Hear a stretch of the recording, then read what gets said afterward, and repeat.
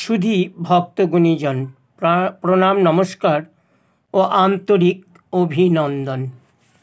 সবার আগে মায়ের চরণে পুষ্পার্ঘ্য দিয়ে ভক্তি প্রণাম জানালাম।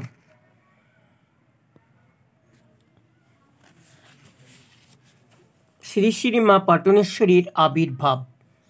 পাটন বিলধার গোসাইতলা, চাঁদপুর মাঠ।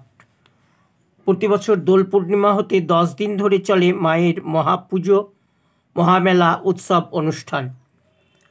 আজ মায়ের মহিমা কীর্তন পাঠ পর্ব 20। গুরু শিষ্যের যুগে যুগে দেহত্যাগ ও নানান রূপে মায়ের পুজো। শোনো শোনো শোনো সবে দিয়া মন, মায়ের পুজোর কথা এবে করিব বর্ণন। নানা মন্ত্র পুষ্প দিয়ে গুরু শিষ্য মিলে ভক্তি মনে মায়ের পুজো দিতে থাকিলে, কয়েক যুগ ধরে ধনচাঁদ পুজো করে যায়। কয়েক যুগ ধরে ধনচাঁদ পুজো করে যায়। দ্বীপটির নাম দেখো চাঁদপুর মাঠ হয়। চাঁদপুরে নামে খ্যাত চরাচরে মায়ের পুজো করেছিল ধনচাঁদ সদাগরে। জন্মিলে মরিতে হবে বিধির লিখন, তাই ইহলোক ত্যাগে গেল যে জীবন।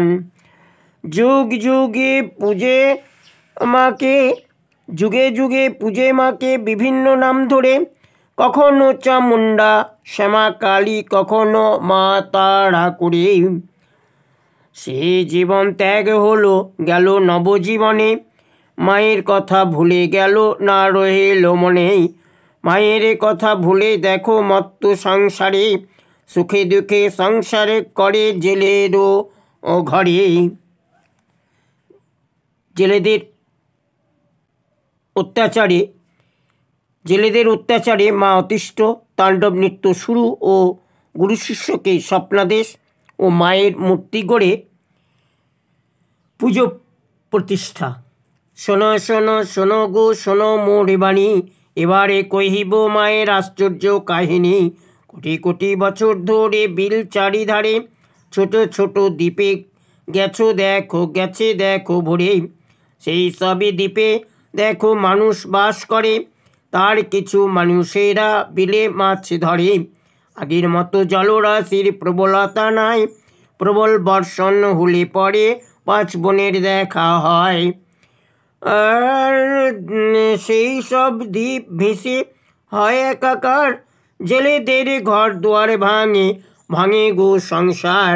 বর্ষা কেটে গেলে সকলে হয় শান্ত, সুখে দুঃখে সংসার করে নয় কেউ দুর্দান্ত। এমনি ভাবে বেশ কটি বছরও কাটিল, একদিন দেখো আশ্চর্য এক ঘটনা ঘটিল। আর জেলেদের অত্যাচারে দেখো মা পাটুনি শুরু করে দিল দেখো আশ্চর্য নাচুনি।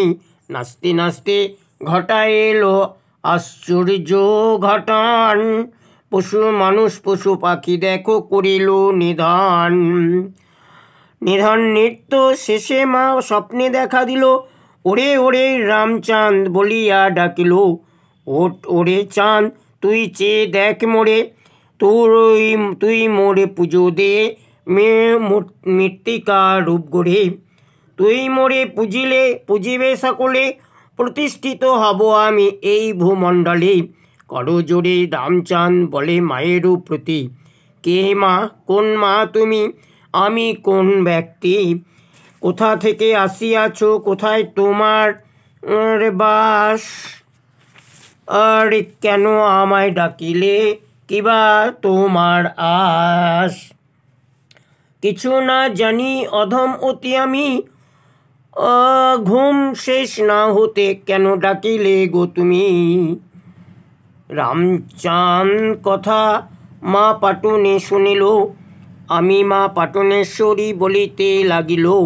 আমি পাটনেতে বাস করি, তুই ধনচাঁদ সদাগর, মোর মুক্তি গড়ে তুই আমার পুজো কর। স্বপ্নে মায়ের রূপ দেখি রামচাঁদ বলে, ঠাঁই দাও মাগো, ঠাঁই দাও মাগো, তোমার চরণ তলে। আমি অধম ব্যক্তি, কিছুই নাহি জানি, কি করে কি হবে বলো মা পাটুনি। এত শুনি মা পাটুনি বলে রামচাঁদিরে, ভানু উদয় হবার আগে যাবে গুরুর ঘরে। গুরুর সনে পথি মধ্যে পাবে তুমি দেখা, দেখা হলে বলবে এই সকল কথা। গুরু শিষ্যে দুজনকে স্বপ্নে দেখা দিয়া চলিয়া গেল মা অন্তর ধ্যান হইয়া।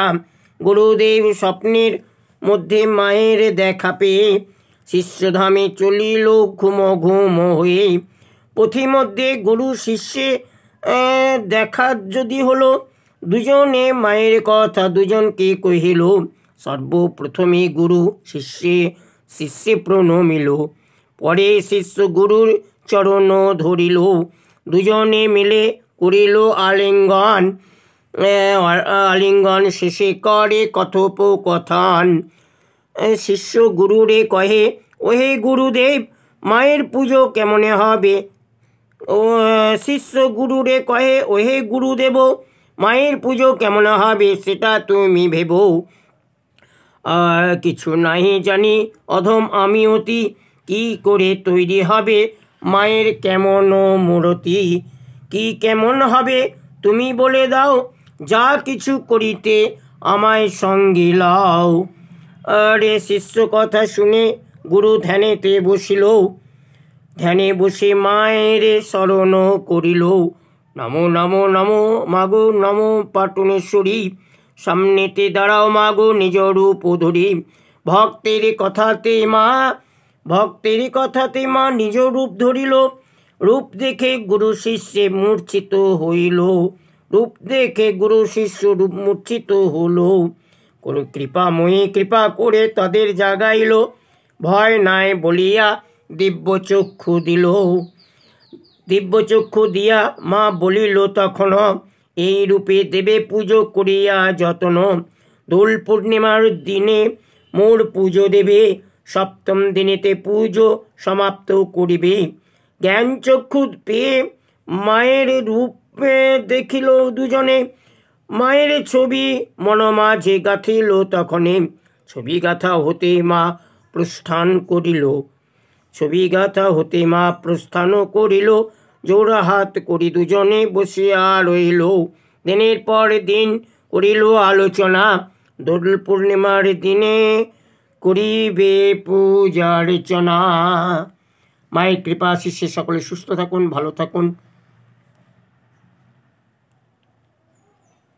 নমস্কার।